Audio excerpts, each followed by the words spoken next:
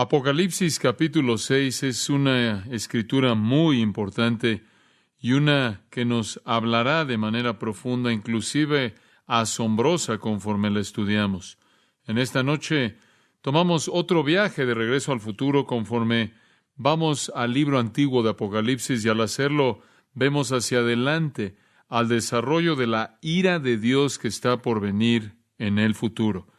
Al llegar al capítulo 6, como usted sabe, si usted ha estado con nosotros, la música de la alabanza que ocupó los capítulos 4 y 5 ha terminado y el movimiento del juicio que comenzó en el trono ya desde el capítulo 4, versículo 5, en donde ve algunos relámpagos y sonidos y truenos.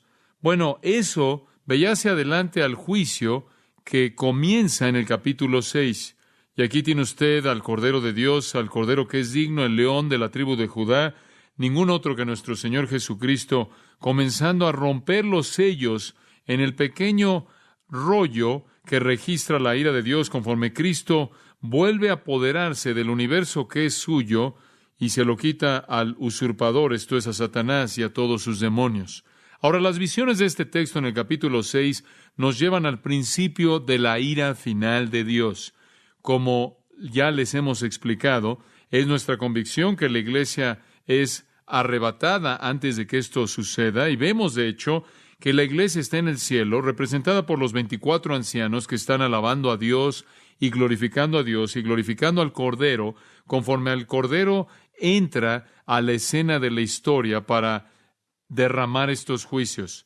Y entonces la iglesia es arrebatada para estar con el Señor y está ahí en la gloria con el Señor conforme este periodo de tiempo, este periodo de 7 años conocido como la tribulación comienza, y conforme los 7 sellos, las 7 trompetas y las 7 copas, todas son derramadas, todos emblemas del juicio final.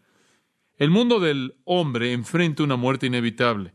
El pecado está ahogando al mundo de tal manera que termina con el juicio de Dios. Toda dimensión de nuestra cultura, toda dimensión de nuestra sociedad está escalando en esa pendiente, siendo devastado por la depravación más y más, entregándose a la lascivia, al orgullo, a la autosatisfacción, a la inmoralidad y el rechazo de Dios y Cristo y la verdad de las Escrituras. Y de esta manera el hombre está sentenciado. Su mundo entero está sentenciado a la ira divina. El hombre va a beber de la copa de la ira a su plenitud. Como un escritor lo dijo hace algunos años atrás, el polvo de la muerte está en nosotros. Hemos tenido nuestro pequeño momento en el sol y lo hemos echado a perder. La condenación puede estar muy cercana y podemos estar muy cercano a lo último del hombre moribundo. Jeremías el profeta, usted recordará, vio el periodo venidero del juicio de Dios en referencia a Israel y lo que enfrentarían cuando él escribió: porque ese día es grande, no hay otro como él, y es el tiempo de dolor, de problemas para Jacob. Jeremías 30, versículo 7. Los judíos van a enfrentar la inevitabilidad de la ira de Dios, aquellos que han rechazado a su Mesías. Isaías, por otro lado, también vio la ira final, y la vio no tanto desde la perspectiva de los judíos, sino que en el capítulo 34 de Isaías la vio en referencia a los gentiles. En el versículo 1, acercaos, oh naciones, oíd y escuchad, oh pueblos, que la tierra y todo lo que contiene oiga, y el mundo y todo lo que nace de él. Y él está incluyendo a toda la humanidad, porque la indignación del Señor está contra todas las naciones y su ira contra todos sus ejércitos. Él las ha destruido de manera total, Él las ha entregado a la matanza, de tal manera que sus matados serán arrojados, sus cuerpos dan su olor. Los montes estarán llenos de su sangre y todo el ejército del cielo se va a desgastar y el cielo se enrollará como un pergamino. Todas sus huestes también se gastan como la hoja se gasta y envejece de la vid o como uno muere de la higuera. Porque mi espada está saciada en el cielo.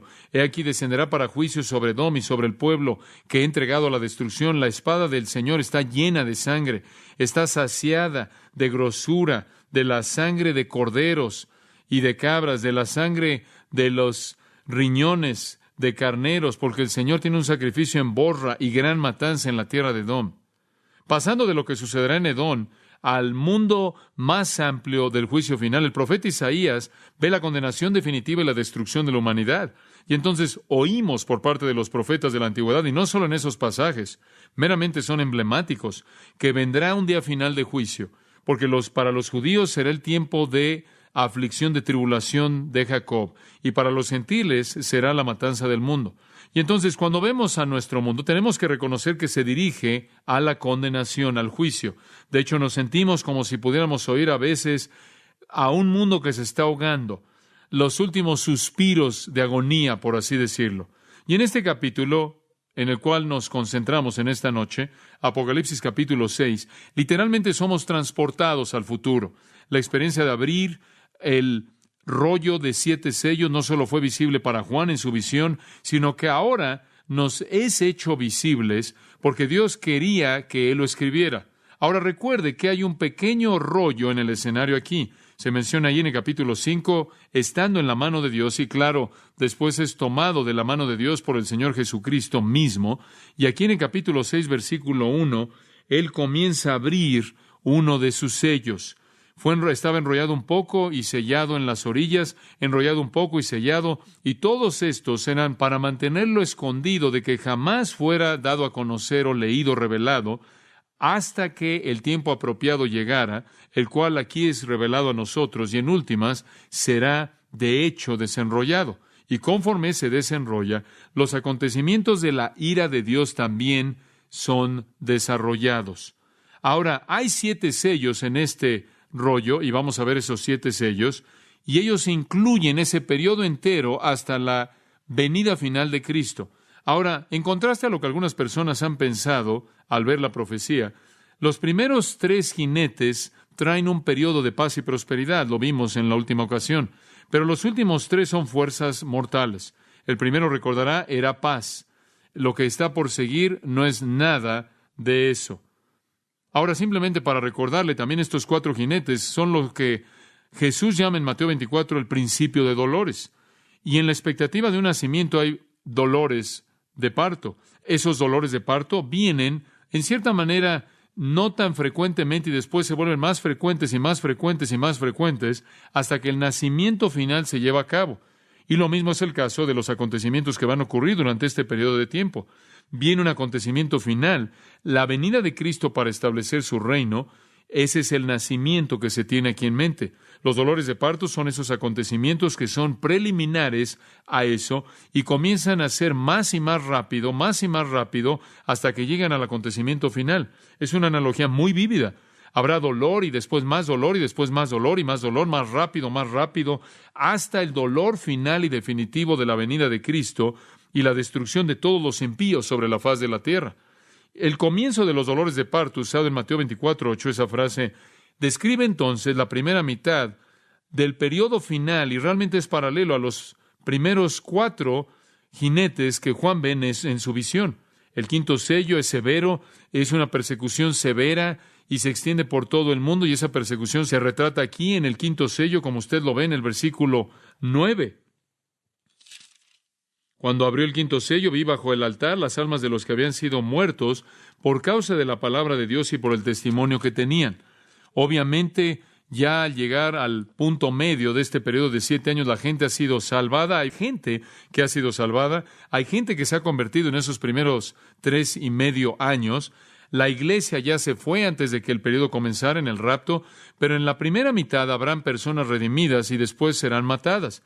Y estarán clamando en el versículo 10, ¿hasta cuándo, oh Señor, santo y verdadero, no juzgas y venga nuestra sangre en los que moran en la tierra? Y estos también indican en el versículo 11 que han sido glorificados porque tienen túnicas blancas y están reposando, y el número de sus consiervos y sus hermanos que serán matados también está por ser completado. Entonces, aún hay más por ser matados. Entonces, el punto de en medio, el 5º sello aquí realmente es la persecución, y también tiene un acontecimiento único dentro de esa persecución llamado la abominación desoladora. Eso es de lo que se habló en Daniel capítulo 9, versículos 24 al 27. Esto es cuando el anticristo profana el templo en Jerusalén, comienza la persecución de los cristianos, la persecución de los judíos, y se levanta a sí mismo como Dios. Y después tenemos la persecución mundial. Después de eso, en la segunda mitad, lo que Jesús llamó en Mateo 24 la gran tribulación, ese fue el nombre de la segunda mitad. La primera mitad, el comienzo de los dolores de parto; la segunda mitad, la gran tribulación; y en esa segunda mitad la persecución continúa. Después viene el sexto sello y después el final, la venida del Señor Jesucristo y la matanza de los impíos. La abominación entonces que se lleva a cabo por parte del anticristo en Jerusalén, de acuerdo con Daniel 9:27, se encuentra en el punto medio a la mitad del periodo de 70 años. Daniel dice que sucede a la mitad de la semana, en algún punto en medio. De hecho, es en periodo de 7 años. Eso detona la gran tribulación. Ese es el interruptor que hace que la humanidad entre a la gran tribulación. Los últimos 3.5 años, 42 meses, 1,260 días antes de la venida de Cristo, los 2 sellos finales, las trompetas finales y las copas, los juicios finales de las copas. Entonces, los acontecimientos descritos en el rollo, cuando es desenrollado de manera plena, van a incluir los 7 años completos de la ira de Dios. Y la última parte la podríamos llamar el día del Señor. La furia final, cuando Dios mismo viene en la forma de Cristo e implementa su propio juicio, pero ese día final del Señor es precedido por juicios divinos que estamos viendo abrirse en estos primeros 5 sellos. Ahora, conforme cada sello es abierto, la secuencia del juicio se desarrolla de manera vívida. Recordemos el primer sello, versículos 1 y 2. Vi cuando el Cordero abrió uno de los sellos y oí a uno de los 4 seres vivientes. Usted recordará que los 4 querubines que rodeaban el trono de Dios, los explicamos antes, estas 4 criaturas vivientes, cada una tiene un papel, una función que jugar. El primero, dice aquí, él dijo como con voz de trueno, lo cual, claro, encaja la idea de juicio. Él dice, ven, y él está hablando a un jinete. En el versículo 2, un caballo blanco viene y hay un hombre sentado sobre él, y tiene un arco y una corona les dada, y viene a conquistar, conquistando y para conquistar. Esto, como lo señalamos a detalle, simboliza la paz mundial breve e engañosa. El jinete y el caballo no es un individuo en particular, sino una fuerza de paz. Y va a caracterizar a muchos liberadores falsos, muchos mesías falsos, guiados por el Mesías falso definitivo, el anticristo, el falso Cristo definitivo, la herramienta humana suprema de Satanás. Ahora ellos van a ser guiados por falsos cristos y falsos mesías, y Jesús dijo en Mateo 24, muchos de ellos vendrán. Y vendrán a lo largo del periodo entero, pero inicialmente vienen y ofrecen paz mundial. El anticristo ciertamente es un jugador clave. La prosperidad se establece por el mundo entero y el caballo blanco retrata eso. El hecho de que él es blanco indica la majestad conquistando. Inclusive indica pureza y justicia, una pureza falsa y una justicia falsa.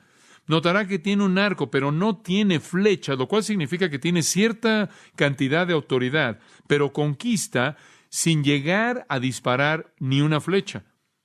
Es una conquista sin derramamiento de sangre. Una corona le es dada, no la tomó, se le dio, lo cual significa que el mundo corona la paz como rey. Por todo el mundo la paz se vuelve lo más importante. Y le dijimos que eso ciertamente es el ambiente del día, ¿no es cierto? La paz mundial, paz global, y la paz será coronada como rey. Y la paz estará conquistando y vendrá a conquistar aún más una serie de triunfos, llevando a una época dorada de prosperidad, con la promesa de que más prosperidad y más paz está por venir. Todo esto es engañoso, claro, y es engañoso, y es una seguridad falsa. E inclusive vemos en Mateo 24, 4 y 5, Jesús dijo que no dejen que la gente los engañe con esto. Es una paz engañosa que no dura mucho. ¿Por qué? Porque los profetas siempre han dicho, no hay paz para el impío. Los falsos maestros dicen paz, paz, pero no hay paz. Ahora eso nos lleva entonces al segundo sello, siguiendo la paz. Y no conocemos el periodo de tiempo exacto, la agenda exacta, pero no va a tardarse mucho, porque en la primera mitad va a tener a estos otros 3 jinetes que entran. Entonces, si solo son 3.5 años, usted puede saber que la paz mundial no va a durar mucho tiempo. Juan todavía está en el cielo cuando usted llega aquí a los versículos 3 y 4, transportado allá al principio de la visión en el capítulo 4, versículo 1, pero las visiones ahora están retratando acontecimientos que suceden en la tierra. El siguiente dolor de parto, que se va a incrementar en intensidad hacia el acontecimiento final de la ira de Dios y la venida de Jesucristo, puede ser entendido claramente si usted tan solo ve los versículos 3 y 4. Cuando abrió el segundo sello, oí el segundo ser viviente que decía, ven y mira. Y salió otro caballo bermejo, y al que lo montaba le fue dado poder de quitar de la tierra la paz, y que se matasen unos a otros, y se le dio una gran espada. Es otra razón por la que sabemos que el primer jinete es paz, porque el segundo quita la paz. En una palabra, el segundo jinete no es paz, el segundo jinete es guerra mundial. Ahora eso no nos debe sorprender, porque en Mateo 24 Jesús dijo, siguiendo el engaño de la paz, capítulo 24, versículos 4 y 5, Él inmediatamente dice, oirán de guerras y rumores de guerras. Y después, en el versículo 7, Él dice, y se levantará nación contra nación y reino contra reino. Ese va a ser el siguiente acontecimiento en el flujo, en la secuencia de precursores que llevan al día final del Señor. Y aquí la historia se vuelve algo feo. Aquí la historia se vuelve fea y se queda así hasta que Cristo establece su reino. Ahora veamos los detalles. Versículo 3. Él abrió el segundo sello. Aquí estamos hablando del Cordero. El Cordero, el león de la tribu de Judá, el heredero legítimo es el que abre el segundo sello, en lo cual, y al hacer esto, Él desenrolla otra sección del rollo que describe los acontecimientos que se están llevando a cabo en esta segunda fase del juicio de Dios que se está desarrollando. Oí al segundo ser viviente, y Juan nunca lee nada. Es como si, conforme usted desenrolla el rollo, lo que está escrito ahí es actuado, se vuelve un drama visible. Y el segundo ser viviente, el segundo querubín dice, ven. Y vemos exactamente el mismo escenario. El ángel que está ahí cerca del trono de Dios, que se nos describe ahí en el capítulo 4, versículos 6 al 9, como uno de los 4 seres vivientes, le habla al siguiente jinete conforme el Señor soberano rompe el sello y el juicio se desarrolla. Hay una respuesta inmediata por parte del jinete, y en el versículo 4 salió otro caballo bermejo. Ahora, no quiero tomar el tiempo en esta noche, pero si quiere usted llevar a cabo un estudio interesante, simplemente vea en su concordancia y rastréelo a lo largo del Antiguo Testamento y encontrará que, sea que usted le esté leyendo Job 39, Proverbios 21, el Salmo 76 o en Jeremías 6, Isaías 43, Zacarías 9 o Zacarías 10, los caballos están asociados con el triunfo, con majestad, con poder, con fuerza.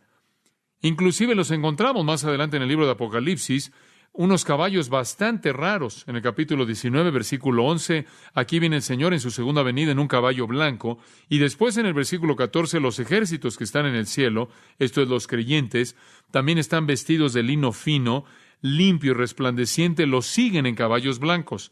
Ahora es cuestionable si esos son caballos literales, ciertamente son simbólicos de triunfo, son simbólicos de poder y majestad y fuerza.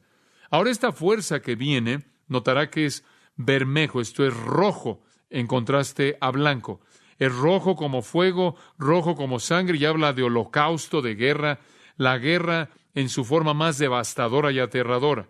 Sabemos que es guerra porque dice que quita la paz de la tierra, los hombres se matan unos a otros y una gran espada le fue dada a él. También sabemos que es guerra porque es un paralelo de lo que Jesús dijo acerca de la guerra y rumores de guerra y naciones levantándose contra nación levantándose contra nación, y después envía como juicio en contra de la paz que vivió por corto tiempo, la paz falsa, una guerra inmediata. Y notará también que dice que salió otro caballo bermejo y al que lo montaba le fue dado poder de quitar de la tierra la paz. Note, le fue dado. ¿Por quién? Por Dios. Por favor, recuerde esto porque es un punto muy importante. Todas estas cosas están sucediendo por mandato de Dios. Algunas personas tratan de decirle que esta no es la ira de Dios, porque dicen queremos asegurarnos de que seamos librados de la ira de Dios como cristianos, pero también queremos que los cristianos atraviesen la tribulación, entonces no podemos llamarle a esto la ira de Dios. Y ha sido llamado varias cosas, algunas veces la ira de los hombres, algunas veces la ira de Satanás. Solo hay una manera en la que usted la puede llamar bíblicamente, y esa es la ira de Dios. Viene del trono en el pequeño rollo en la mano de Dios y es ejecutado por el Señor Jesucristo mismo. Es Dios desenrollando, descargando ira. Es Dios que ha concedido a este caballo rojo la autoridad y el poder de moverse y traer guerra. Fue Dios quien permitió la paz falsa y es Dios quien comienza las guerras. Dios lo permite. Y como leímos en Mateo 24, va a involucrar a las naciones por toda la tierra. Nación se levantará contra nación y reino contra reino.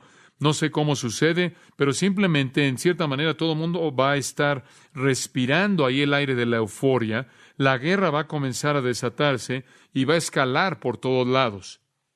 En Marcos capítulo 13 leemos en los versículos 7 y 8, y cuando oigan de guerras y rumores de guerras, no os atemoricéis. Esas cosas deben suceder, pero todavía no es el fin. Todavía son los dolores de parto. Es el principio de este periodo. Cuando oigan de guerras y rumores de guerras, no se atemoricen, porque nación se levantará contra nación y reino contra reino. Ese es el principio. Marcos 13:8 dice de dolores de parto. Y después él reitera precisamente lo que nuestro Señor también dijo en el Evangelio de Mateo. Después en Lucas 21, simplemente una nota en caso de que quiera un pasaje aquí comparativo, encuentra lo mismo. En el versículo 9, cuando oigáis de guerras, no os atemoricéis. No os atemoricéis, no tengáis miedo. Estas cosas deben suceder primero, pero el fin no sigue inmediatamente. Se levantará nación contra nación, reino contra reino, y hay más por venir. Y veremos qué es lo que está por venir. Ahora, esta fuerza de guerra que viene tiene tres características. Característica número 1, quitar la paz de la tierra. Versículo 4, quitar la paz de la tierra. En algún punto, al principio de los primeros 3.5 años, en los dolores de parto, al principio, la paz mundial se convierte en guerra. Eso inició la paz. Esa prosperidad engañosa llega a su fin. Y noten, si son tan amables, que dice, para quitar la paz de la tierra. Eso significa que es global. La guerra va a estar por todos lados. La tierra entera va a perder su paz. En segundo lugar, los hombres van a matarse unos a otros. Una matanza violenta comienza a llevarse a cabo por todo el mundo. Y no conocemos los detalles específicos de eso, simplemente exactamente lo que dicen las Escrituras. Va a haber una matanza por todos lados. Por cierto, esta guerra se lleva a cabo prácticamente en el resto de la tribulación. Ciertamente va más allá del punto medio hasta la segunda mitad. La matanza va más allá de esto también. Comienza al principio y se lleva a cabo por mucho tiempo. Y una tercera característica, se le dio una gran espada, una macaira megala. Esta macaira es la palabra que se usa de la espada del soldado, la que se usaba en la batalla. También es usada para el arma de los asesinos. Retrata la guerra y el asesinato y la rebelión y la revuelta y la masacre, una fuerza mortal que involucra matanza y muerte. Esa es la intención de la Magala Macaira, la gran espada. Y esa es la espada que era usada por los soldados y también por los asesinos. No tanto la espada larga y ancha, sino la que era mortal, la que llevaban la Macaira, la que era más corta, como la daga de los asesinos en la mayoría de los casos, aunque también se puede referir, la palabra también se puede referir a otro tipo de espadas. En este tiempo en particular, fueran cual fueran las cosas positivas que habían estado viviendo aquí en el mundo, llegan a un alto absoluto. Lea Jeremías 25, si tiene tiempo, de los versículos 15 en adelante, y verá algo del desarrollo de esta guerra horrible. Ahora, el anticristo va a ser un jugador clave en esto, como él lo fue en la paz mundial. Él va a tener una función clave como la tuvo en la paz mundial. Sabemos eso a partir de Daniel 8:24. No sabemos exactamente cómo se va a desarrollar en este punto su función, pero sabemos que va a estar involucrado. Daniel 8:24 dice esto acerca del anticristo, que él va a destruir a un grado extraordinario, él va a destruir a hombres poderosos y al pueblo santo. Ahora usted recordará que él es el que dirigió un tratado de paz con Israel, de acuerdo con Daniel, ¿se acuerda? Él hizo un pacto con él hizo un pacto con ellos, probablemente él va a ser el instrumento de paz mundial, pero cuando la guerra comienza por todos lados, para contener su poder y mantener su autoridad, él va a tener que volverse a la guerra. Él mata a muchos, incluyendo a judíos y a cristianos. Él quizás no inicie las guerras, él puede estar intentando resolverlas hacia el punto medio de la tribulación y después lleva a cabo su obra perversa de abominación, y eso es solo parte del holocausto que él produce. Y vea por un momento, si es tan amable, Daniel 11. No quiero entrar sin por lo menos darle un toque del escenario en el cual se mete el anticristo.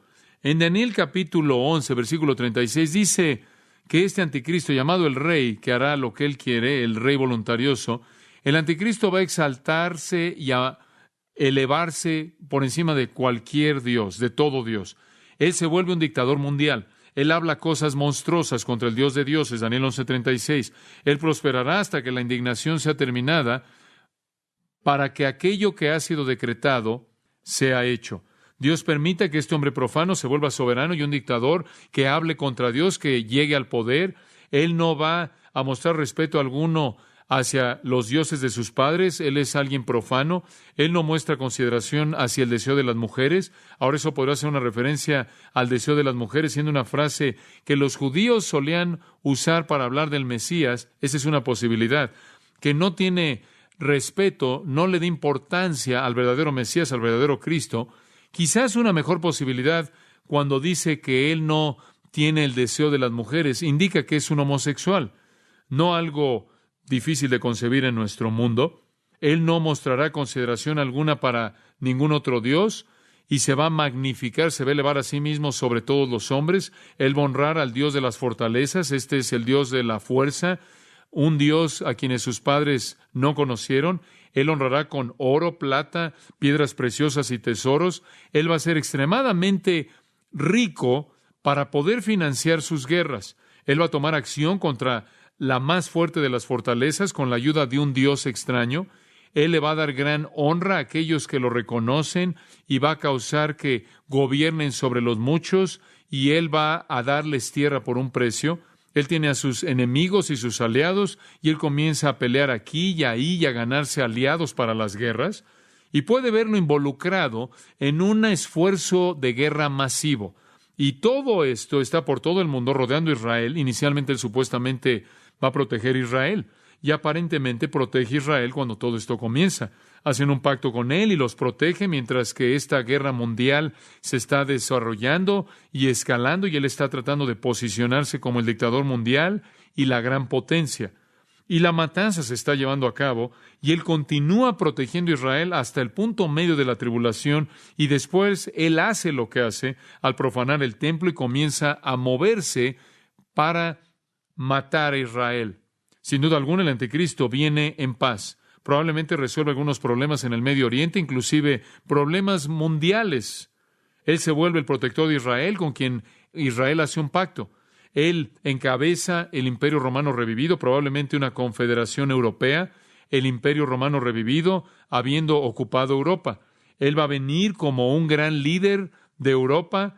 Israel está bajo su sombrilla de protección y bajo la sombrilla de protección de la Confederación Occidental, el poder europeo, la potencia europea, y el anticristo va a gobernar el mundo. Y después el mundo, en todos sus levantamientos, va a ser aplastado. Después, versículo 40 dice, ya en el fin del tiempo, los días postreros. Esto probablemente se lleva a cabo en la segunda mitad, simplemente para mostrarle el rango amplio de sus guerras, o hacia el final de la segunda mitad, el tiempo del fin, probablemente la gran tribulación, la segunda mitad de sus 7 años. El rey del sur va a chocar con él. Ahora, no sabemos quién es el rey del sur, pero si usted va al sur de la tierra de Israel, está en Egipto. Y no sería difícil creer que Egipto va a venir contra el anticristo. Y no será demasiado difícil creer que Egipto va a venir contra él, debido a que él ahora ha establecido su trono ¿en dónde? En Israel, en Jerusalén. Ahí es donde él se levanta a sí mismo como Dios para ser adorado por el mundo entero. Este es un lugar estratégico, como usted sabe, en el mundo, debido a que es la encrucijada de muchos caminos en el mundo, Asia, África, Europa. Y él es atacado por el rey del sur. Literalmente el texto hebreo dice, para empujar como cabra, como bajar sus cuernos y venir en ataque. Probablemente el rey del sur no es identificado solo como Egipto, porque es el sur entero. Todo el mundo musulmán de Egipto, Libia, Etiopía, África, la alianza que viene contra él, viene de esa parte del mundo. Un ejército africano de cierto tipo se mueve contra el anticristo, quien no solo está gobernando el mundo, sino que ha establecido su trono como Dios en la ciudad de Jerusalén. Y también notará en el versículo 40 que el rey del norte va a venir contra él, carros y jinetes y muchas naves, y claro, el equivalente moderno de todo eso. Aquí viene el rey del norte. ¿Quién es?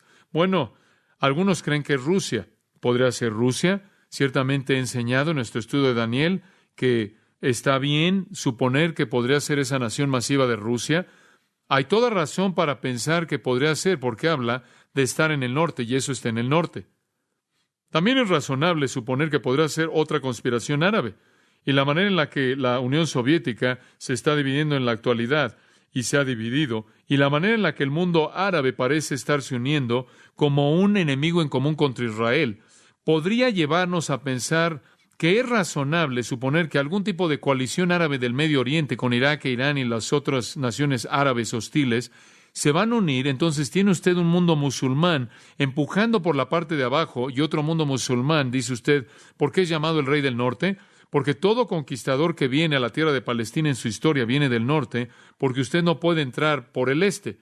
El oeste es agua, el sur está ocupado ya, y el lugar por el cual usted puede entrar es el norte, porque si usted está en el sur, todo que está en el este está abajo de Jerusalén y abajo de Israel, y tratando de escalar todo eso y venir desde abajo es muy difícil. Descender desde arriba es la manera en la que todo enemigo siempre ha venido, aún en el día de hoy vienen del norte.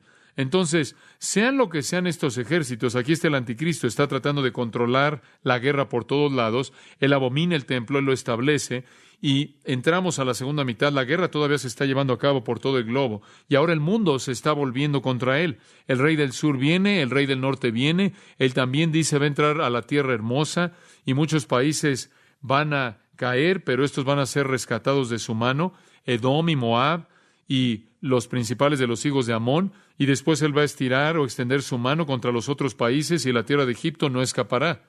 Por cierto, la potencia norte parece ser totalmente derrotada. El anticristo gana. Y él después procede a conquistar otros países.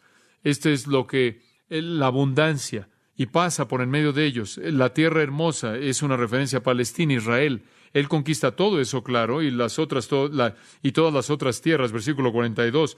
Él extiende su mano contra los otros países, la tierra de Egipto no escapará. Entonces, él ha derrotado a los dos reyes, a los dos ejércitos, él entra a la tierra gloriosa de Israel, y quizás este es el lugar donde él lleva a cabo la abominación, realmente no sabemos. Quizás este es el punto de en medio. Es difícil estar seguro de eso. Quizás ya sucedió, ya para el tiempo en el que esto sucede. ¿Qué razón habría para que el sur empujara de esa manera y el norte empujara de esa manera si él no ya hubiera establecido su poder en ese lugar? Entonces es difícil saber. Pero él ha profanado el templo. Él se ha establecido como Dios. Si usted quiere leer de esto, lee Apocalipsis 13:7 y vamos a llegar ahí. Y él tiene al Medio Oriente en sus manos, todos sus recursos. Él es el Dios soberano invencible en su propia mente. Él consuma a la iglesia ramera, la religión falsa que queda en el mundo, de acuerdo con Apocalipsis 17. Y él tiene un asociado llamado el falso profeta que llama al mundo entero a adorarlo. Y es en esa posición en la que lo encontramos en el versículo 42. Conforme él se ha salido de ahí para conquistar otros lugares y continúa venciendo otros países. Y hay un derramamiento de sangre interminable. Aquí Edom, Moab, Amón, francamente, es una tierra estéril la que deja ahí, y no hace eso. En lugar de moverse al sureste, se mueve al suroeste, como la indicación del texto lo presenta. Él adquiere el control de los tesoros escondidos de el oro, la plata, las cosas preciadas de Egipto, los libios, los etíopes lo van a seguir. Y después en el versículo 44, rumores del este y del norte lo van a turbar y él va a seguir con gran ira para destruir a muchos. Los rumores del este podría ser el ejército de 200 millones, recordará en el libro de Apocalipsis, ese ejército de 200 millones que viene del este, del norte, contra otra conspiración, y él se mueve con gran ira para destruir y aniquilar a muchos. Él es una fuerza poderosa, y él va a establecer su tienda, la tienda de su pabellón real entre los mares. Ese es el mar Mediterráneo y el Muerto. Y si usted coloca su tienda entre esos lugares, usted está en la tierra de Israel. Él coloca su palacio, su lugar de poder, en el monte mismo santo de Sión, y él va a llegar a su fin, él va a encontrar ahí quien lo aplaste. Y él piensa que ha conquistado el mundo, y los niños en la actualidad dicen, no, equivocado. No va a suceder porque el Señor va a venir. Entonces, las guerras comienzan al principio y se esparcen, y en algún punto la abominación desoladora y esta guerra sigue incrementándose hasta que Cristo regresa a conquistarlo. Ahora usted puede regresar, si es tan amable, al libro de Apocalipsis. Conforme usted ve este jinete de la guerra, este es el principio de los dolores de parto y empeora. Daniel parece mostrarnos las guerras que se incrementan conforme el anticristo se involucra en ellas. Entonces, el comienzo de guerras en la primera mitad se lleva a cabo hasta el final y sigue hasta el final.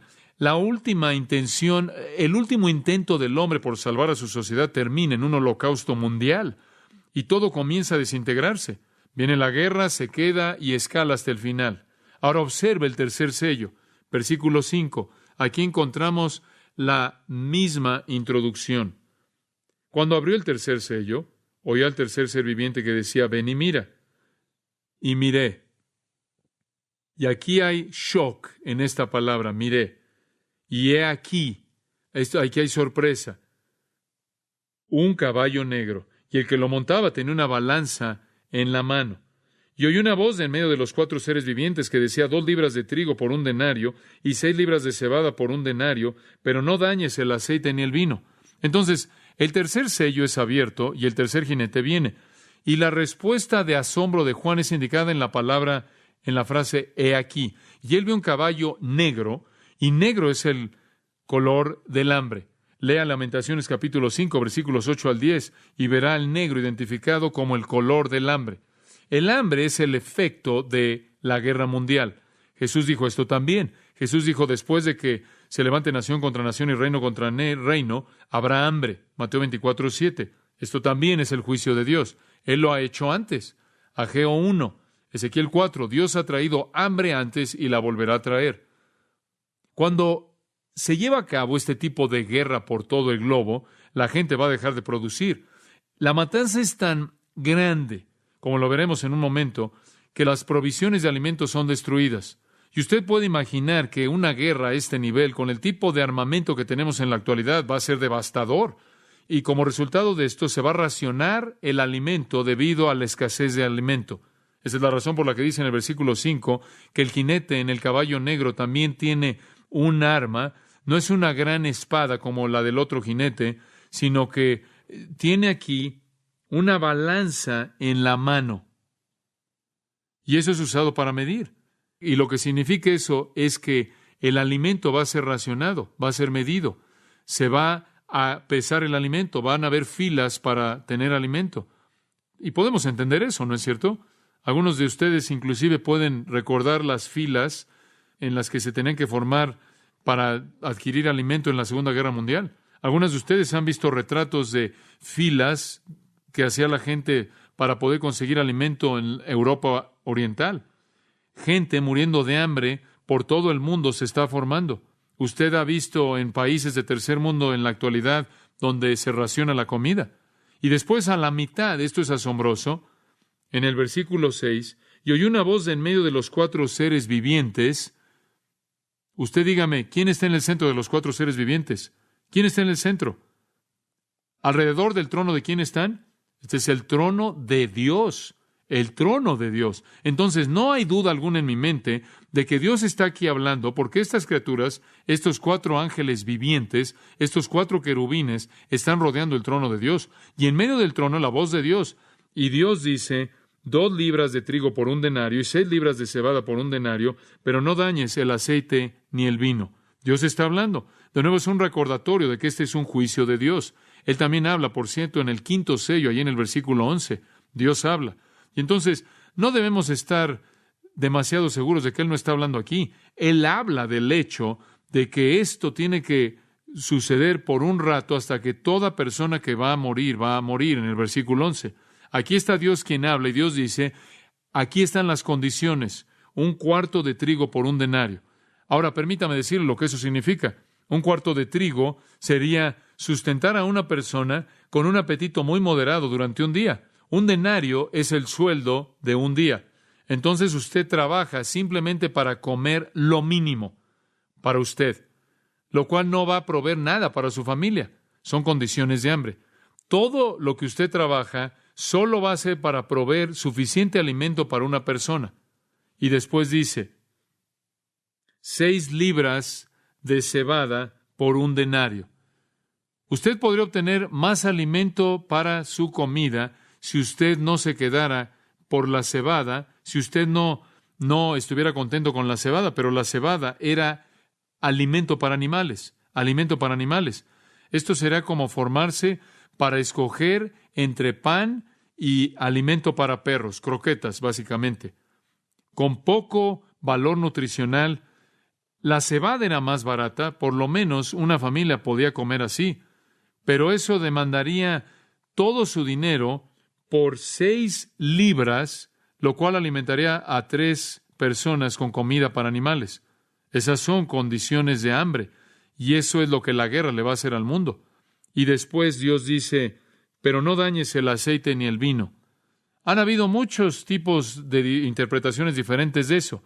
Y creo que usted, si lo lee de manera directa, tiene sentido, de manera simple, decir, Dios les advierte que tengan mucho cuidado con su vino y su aceite, porque es tan preciado. Si lo único que tiene es trigo crudo, sin ningún aceite para mezclarlo, sin ningún vino para acompañarlo, es muy, muy difícil. La comida básica, la canasta básica, de pronto se vuelve lujo. El aceite era usado para la preparación de pan, también para cocinar, como también el vino. Él dice, más vale que tengan cuidado con cómo lo tratan. No lo lastimen, no lo desperdicien, no lo dañen, es preciado. Va a ser medido y tratado con cuidado tremendo. No puede usted herir el grano, pero ciertamente puede herir esas cosas al romperlas o al despedazarlas en lo que estén contenidos o al desperdiciarlas. Esto es verdadera hambre, un hambre global que viene rápido. La paz mundial, la guerra mundial, el hambre mundial, y ni siquiera ha salido de los primeros 3.5 años de este periodo. Finalmente, el último jinete, el 4º sello, versículo 7, el mismo escenario exacto. Cuando abrió el 4º sello, oí la voz del 4º ser viviente, y ahora sabemos por qué son 4, cada uno tiene una función que jugar aquí, que decía, ven y mira, y él está mandándole al siguiente caballo y al jinete. Miré, y he aquí, esto ha sido traducido de varias maneras, un caballo amarillo o pálido. Le puede interesar saber que la palabra griega es cloros, de la cual obtenemos clorofila o cloro, y normalmente se asocia con ¿qué color? Verde, una especie de verde amarillento pálido. De hecho, esa palabra cloros aparece varias veces en el Nuevo Testamento en conexión con la vegetación o el pasto o la hierba, como en Marcos 6:39 y Apocalipsis 8 y Apocalipsis 9. Entonces, él ve este caballo pálido verde. Y el que lo montaba tenía por nombre Muerte, y el Hades le seguía, y le fue dada potestad sobre la 4ª parte de la tierra, para matar con espada, con hambre, con mortandad y con las fieras de la tierra. Aquí está el jinete pálido, verdoso, descomposición, un cadáver. Y de manera apropiada, el que se sentaba tiene el nombre Hatanatos, muerte. Lo que sigue a la guerra es hambre. ¿Y qué sigue al hambre? ¿Qué? Muerte. ¿Y qué sigue a la muerte? El Hades. Esta es otra palabra simplemente para la tumba. La tumba viene, por así decirlo, viene el que escarba la tumba con su pala para recolectar los cuerpos que la muerte destruye. El Hades es el asociado correcto de la muerte. Usted los encuentra juntos en el capítulo 20, versículo 13. El Hades es el asociado de la muerte.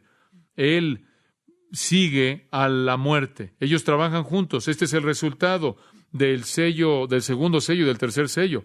Pero más que eso, observe el versículo 8. Le fue dada potestad o le fue dada autoridad. De nuevo, ¿quién se la dio? ¿Quién le dio esa autoridad? Dios, porque este es el desarrollo de su rollo, de su título de propiedad, de su juicio. Le fue dada autoridad o potestad para matar sobre la cuarta parte de la tierra, para matar. Se estima que ya para el año 2000, en unos cuantos años, tendremos alrededor de 6 billones de personas en la tierra. Lo que esto nos dice es que en un punto 5 billones de ellos morirán. Es un número inconcebible de personas. Literalmente podría aplastar a 2 continentes. El armamento nuclear y las armas sofisticadas hacen de esto posible ahora, en un corto periodo de tiempo, mientras que habría sido imposible en una época de espadas y de arcos. Pero 4 cosas van a matar. La espada, y ya hablamos de eso en relación con la guerra. El hambre, ya hablamos de eso en relación con el tercer sello. Pero aquí hay otros 2, y tenemos aquí mortandad y con las fieras de la tierra. Esto es fascinante. Mortandad y las fieras de la tierra. Por cierto, estos 4 están unidos varias veces en las Escrituras y probablemente por lo menos necesito mencionarles esto. Estos 4 han sido predecidos por Dios para que sean sus medios de juicio final en varios pasajes del Antiguo Testamento. Jeremías 14:2, él dice, voy a traer un fin a ellos mediante la espada, hambre y pestilencia o mortandad. Y él ahí tiene 3 de los 4. En Jeremías 24:10, voy a enviar la espada, el hambre y la mortandad o pestilencia sobre ellos. Y de nuevo, en el capítulo 44 de Jeremías, estas cosas van de la mano. Capítulo 44, versículo 13, voy a castigar a los que viven en la tierra de Egipto, así como castigué a Jerusalén con la espada, con hambre y con mortandad o pestilencia. Ahora, lo que usted tiene es la espada, lo cual lleva al hambre, lo cual lleva a la mortandad. En donde cae la espada y existe hambre, usted tiene a la mortandad que lo sigue. En Ezequiel, por ejemplo, solo 2 pasajes. Capítulo 6, versículo 11. Así dice Jehová Dios. Yo, debido a las abominaciones malas de la casa de Israel, caerán por espada, por hambre y por plaga. Allá hay otra palabra para pestilencia o mortandad. Espada, hambre y plaga.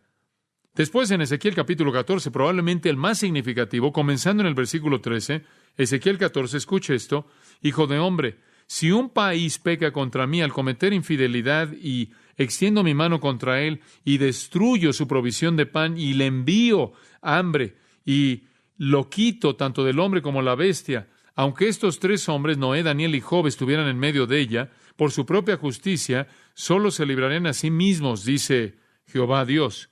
Y si yo fuera a causar que bestias salvajes pasaran por la tierra y la despoblaran y se volviera desolada de tal manera que nadie pasaría por ella debido a las bestias, aunque estos 3 hombres estuvieran en medio de ella, mientras yo vivo, declara el Señor Dios, no podrían librar ni a sus hijos ni a sus hijas. En otras palabras, la presencia de hombres justos, en últimas, no va a detener el juicio. Y si yo fuera a traer espada en ese país, y dijera la espada pasa por el país y corta a hombre y a bestia de él, aunque estos 3 hombres estuvieran en medio de ella, Noé, Daniel y Job, mientras yo vivo, no podrían librar a los hijos de ellos ni a sus hijas. O si yo envío plaga, y allí están los 4, contra ese país y derramo mi ira en sangre para quitar de ella a hombre y a bestia, aunque estuvieran Noé, Daniel y Job en medio de ella, mientras yo vivo, no podrían librarla. Porque así dice el Señor Dios, cuanto más cuando yo envíe mis 4 juicios severos, espada, hambre, bestias salvajes y plaga, para quitar al hombre y a la bestia de ella. En otras palabras, si no puede soportar cuando una de ellas viene, ¿qué van a hacer cuando los 4 lleguen al mismo tiempo? Les va a pegar, los va a aplastar. ¿Qué es mortandad? ¿Qué es pestilencia? De hecho, es la misma palabra griega que se usa para la palabra muerte, thanatos, pero aquí se refiere a la causa de la muerte. Jesús dice que habrá temblores. Siguiendo el hambre, puede haber una palabra que eso incluye el desastre natural. Y creo que eso es correcto. Si usted tiene guerra al nivel que va a estar sucediendo en este tiempo en particular, con el tipo de armas que tenemos en la actualidad, va a haber un cataclismo de temblores creado por las bombas y los misiles y toda esa destrucción devastadora. También podría referirse al tipo de temblores que son el resultado de eso. Podría referirse a desastres naturales que Dios va a liberar, así como inundaciones y terremotos. Podría referirse a armas biológicas, armas químicas, las cuales tenemos en abundancia, que podrían matar a millones de personas. Un cuarto de gas nervioso puede matar a 1 millón de personas. Podría referirse a enfermedades. Escuche, cuando usted tiene una guerra mundial y la devastación que va a llevarse a cabo con esa guerra mundial, seguida de el hambre que va a llevarse a cabo, usted sabe muy bien, igual que yo, que va a haber un problema con la salud, la salubridad, todas esas cosas. Y no sé si usted recuerda esto, pero 20 millones de personas murieron en una epidemia de enfermedad en la Primera Guerra Mundial, porque conforme las naciones estaban en guerra, trajeron diferentes tipos de virus con ellas. 6 millones más murieron de tifoidea en la Primera Guerra Mundial. Muerte masiva, aún a través de una enfermedad como el SIDA, es posible. Y hay más bacterias mortales que están por todos lados. La tifoidea, por ejemplo, mató a 200 millones de personas en 4 siglos. Subestimamos el poder de la enfermedad para matar a poblaciones enteras. Y después en Apocalipsis 6 él añade no solo la mortandad, que podría significar todas esas cosas, pero añade bestias salvajes. Dice usted, ¿qué es eso? ¿No tenemos fieras o bestias salvajes en Norteamérica? ¿De qué está hablando? No tenemos bestias salvajes o nada. Usted tiene que ir a África para encontrar a leones, o a China, en algún lugar para encontrar a tigres siberianos o lo que sea. ¿Qué son esto de fieras? Permítame hacer una pregunta. ¿Usted sabe cuál es la criatura más mortal sobre la faz de la tierra? ¿La criatura más mortal, más terrible en la faz de la tierra? No es una serpiente, no es un león, no es un cocodrilo, una rata. Históricamente, la criatura más mortal, más mortífera sobre la faz de la tierra. ¿Por qué? Las ratas anualmente son responsables por la pérdida de billones de dólares de alimento en Estados Unidos, de Norteamérica, nada más, y muerte por todo el mundo. Las ratas infestadas con la plaga bubónica mataron 1/3 de la población de Europa en el siglo XIV. Esa es la propia estadística de la Enciclopedia Americana.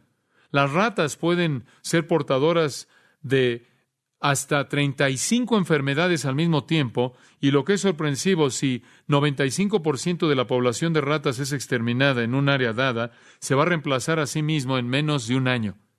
Ha matado a más personas que todas las guerras en la historia, y siempre hace su hogar en donde viven los hombres.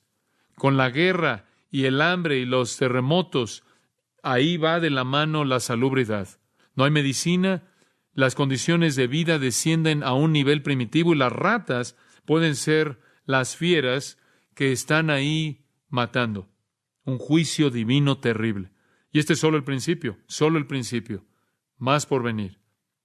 Y tristemente, no es sino hasta el 6º sello que la gente reconoce que Dios es la fuente de esto.